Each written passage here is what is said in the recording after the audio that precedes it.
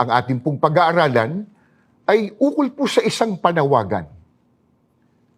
Ang panawagan po ay karaniwang ginagamit kapag merong isang mahalagang mensahe na dapat pong makarating sa mga tao, sa kinauukulan.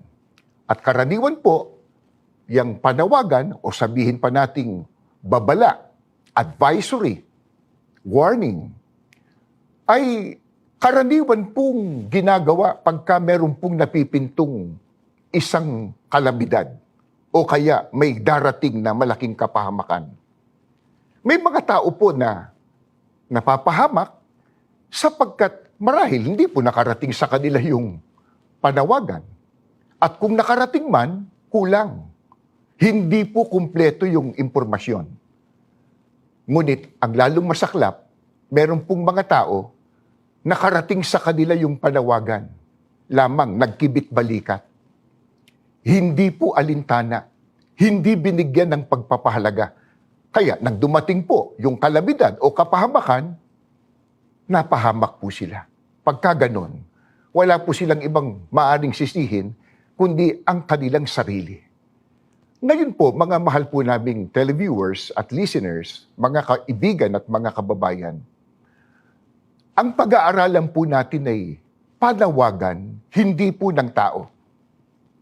Ito po ay panawagan ng ating Panginoong Diyos na nakasulat po sa Biblia. Sino ang kanyang tinatawagan? Ano yung kanyang panawagan?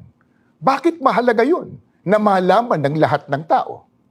Pakinggan po ninyo, Biblia po ang sasagot sa ating mga katanungan.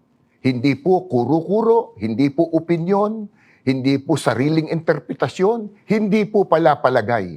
Yun pong nakalagay o nakasulat po sa Biblia na katotohanan.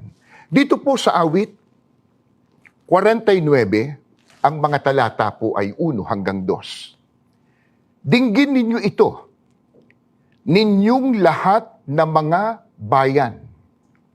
Pakinggan ninyo, ninyong lahat na nananahan sa daigdig, ng mababa at gayon din ng mataas, ng mayaman at ng dukha na magkakasama.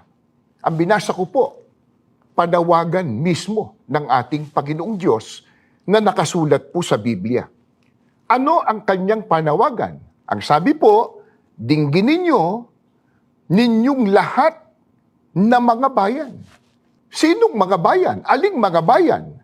Pakinggan ninyo, ang sabi po, ninyong lahat na nananahan sa daigdig.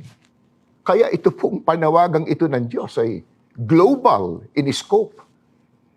Pangbuong daigdig po.